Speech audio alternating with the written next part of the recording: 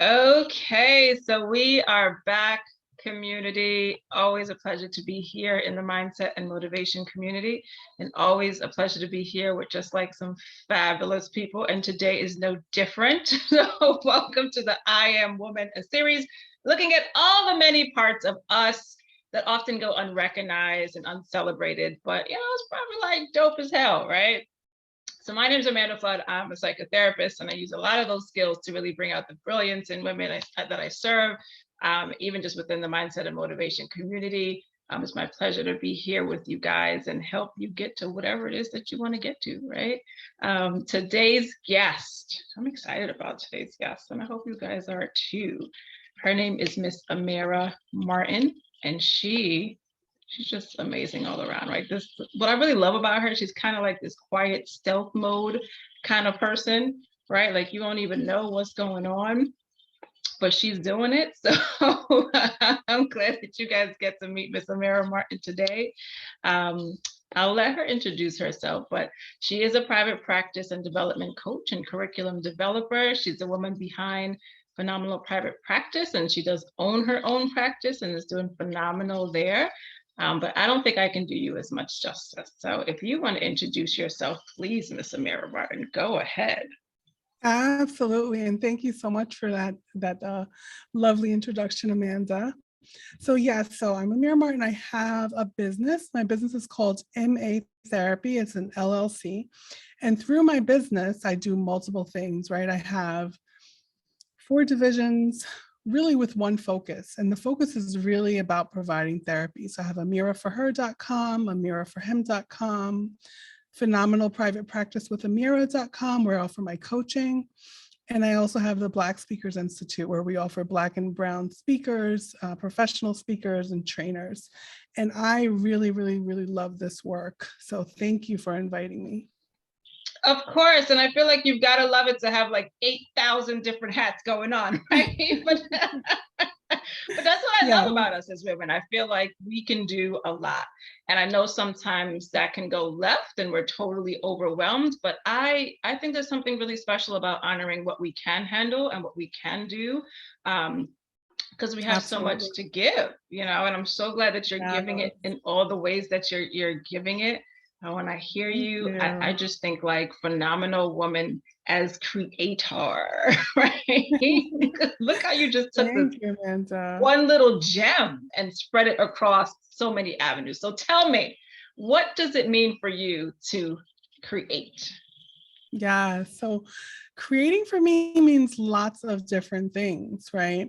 So when I'm thinking about my business, creating can mean any number of things. It can mean meeting a need, figuring out a creative way to meet a need of my staff, of our clients. It can mean figuring out, is there a niche that's not filled yet that we can fill within our community or the communities that we serve. Creating can mean jumping on my Canva site and creating a great looking post, or writing a blog post that I feel like is going to really share information in a creative and interesting way that people will be able to take in and listen to. Mm-hmm. So creating means lots of different things. And I'll even add, like, creating for me is taking care of my houseplants, right? And these like flowers behind me, right? I'm constantly ordering flowers and taking care of my plants. And so all those things are creating for me.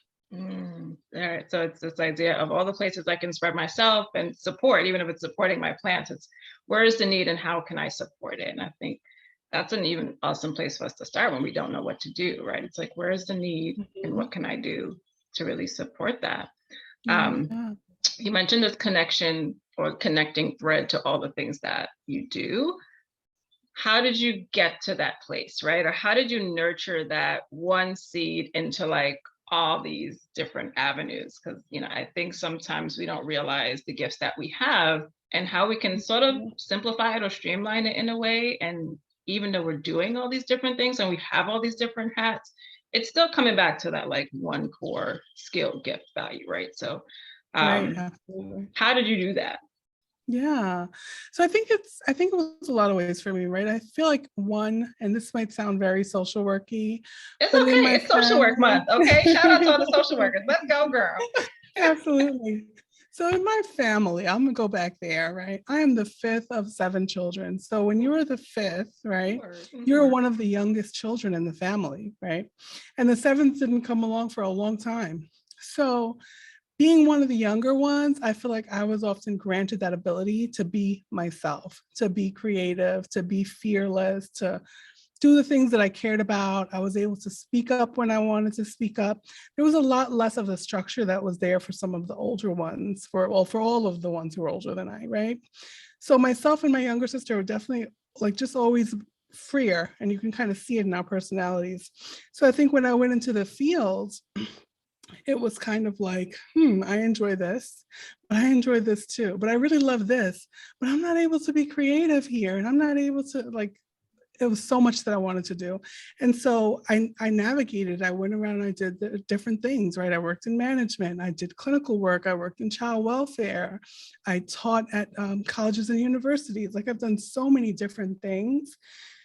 Then when I decided I wanted to pull back and just work on my business, it's like, okay, really this company started out as a Saturday business with like 4 to 6 clients on a Saturday That in little my side basement. hustle, right? Like, let me see what I can Exactly. do. All right, let's make a little extra money. Yes, exactly.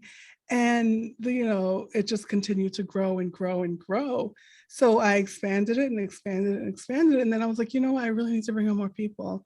You know what, I can bring on even more, and I had this vision of what I wanted, and I wanted to really offer our community healing, right? Because I had so many negative experiences with therapy. So that's where it came from, just like enjoying so much, having been allowed to be free and be creative in my thinking, for my family structure, and just so from that, being able to explore all these different areas of my passion: mental health, therapy for us, the Black and Brown community. Just like so powerful in so many so many Mhm. ways. Like my spider sense is like going off, like right. Mhm. The permission to be free. I think a lot of us as women, we may not have fully experienced that, right? Be it from like our Mhm. early stories, like you got to do it very young within your family, or Mhm. even just with life and the responsibilities that we have. And like I hear this point of it can really cut off like our creativity and really cut off like ourselves and who Mhm. we are.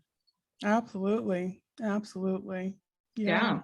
So how do Yeah. we start to tap into that, right? And Yeah. maybe it's some of what you've just learned really going after this part of your life, because you kind of left that traditional working place into like, I'm working for myself now, I'm my own boss, right? So, Right. I Right. don't know if some of what you've learned about yourself is that answer, or if it is something else about how do we give ourselves permission to kind Yeah. of chase what we want. Absolutely. Absolutely. So I think that it comes from a lot of places. Like I think that we have to be really conscious as Mhm. Black and Brown women, right? Like I feel like we have to be really conscious of the messages that we teach our children and Yeah, I about was how thinking we that don't too. grow. Yeah, because if Yeah, we hold ourselves back, we're passing that on too, right? And they're learning to be just as absolutely. constrained, which may show up as things like Absolutely. anxiety and worry, not taking risks. Yes. Yes, absolutely. And I was fortunate. I mean, despite my like slew of family issues, I was fortunate in that I had a mother who I got to see go through a massive change. We were living in poverty in the projects with my dad, who was, a security guard. And my mom said, you know what, I want a better life. And she left, and Mhm. she started off cleaning tables in the shelter that we lived in. She literally, that was her work. And she grew from there. And so she became a high level administrator with human resources of New York, with HRA. So to be able to witness that transformation, and also, so that was a massive example for me, right? Like this huge transformation to going from impoverished to upper middle class in terms of her income, and what she was able to do, all based on her strength and her skill set. And then also the fact that she had that experience of like feeling and almost being trapped, right? Like women couldn't have a credit card until the 1960s, right? So she made sure to always say to me, you can do whatever you want to do. You can do anything you want, Like, you don't need a man to do anything. You can do, and don't get me wrong, I love my man, and Right.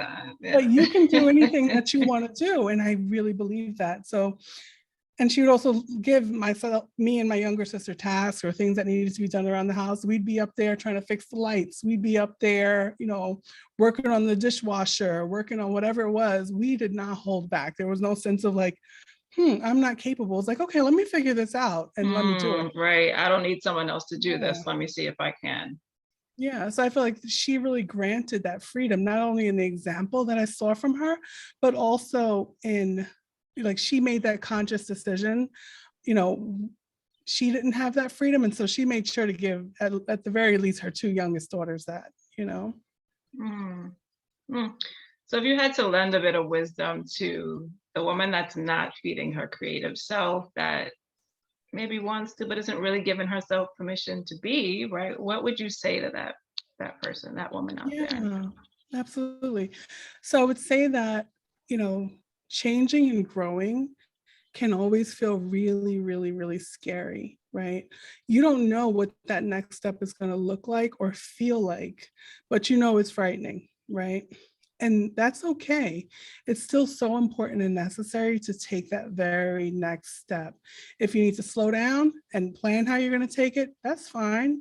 If you need to call your girlfriends, call your mom, your sister, your brother, your dad, lean on your husband, whatever it is, have that conversation like, this is what I'm doing and I'm really scared.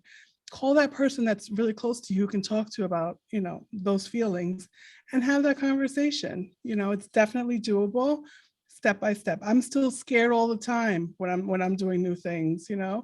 It Like real doesn't talk, go that away. doesn't go away, right? But it It doesn't mean that doesn't it go should stop away. you. Absolutely. So step by step, brick by brick, we build. Hmm. And again, I think that's what I love about you, Amira. Amira's like, I'll figure this out, right? And I feel it's a reflection of your work because, like, step by step, you have been building and you've created like all these amazing avenues for yourself, right? Revenues of income for yourself, right? You always have people Yeah. talking about that, but you're really deciding the legacy that you want. And it doesn't seem as though you're waiting for anybody else to give that to you, just like you said, and how your mom approached you guys. It's how can we figure this out? Absolutely. Yeah, Mhm. beautiful. Yeah. So, how can people find you if they want to connect? Yes. Well, I think the simplest way to reach me, I would have to say honestly, it depends, but if they want to reach me, they should email me, right? Amira Martin, lcsw@gmail.com. Because I have so many divisions. I don't think that would make sense to like list, all that. So just email me directly, Amira Martin, lcsw@gmail, and I'm more than happy to respond. Yeah, she said the best thing is to just like start at the source. And then she can let you know where you need to go, what Yes. avenue she can help you. Oh my God, but just multi-talented Miss Amira Martin. I think you're brilliant. Thank And you. to you and all the fellow creators, legacy builders in the room. I mean, we see you, we celebrate you. If no one ever tells you, you're doing an amazing job, and I appreciate all that you Thank do you. for Thank our you so much, community. Amanda. And I Oh, pleasure. appreciate you. Thank you so much for joining us today and everyone else for listening as we celebrate women and the women that we already have with us, women already in our circles, the women that we may not even get to say thank you to or to learn from and grow from. So, Mara, again, thank you. Everyone, enjoy your Women's History Month. Until we meet again. Bye-bye.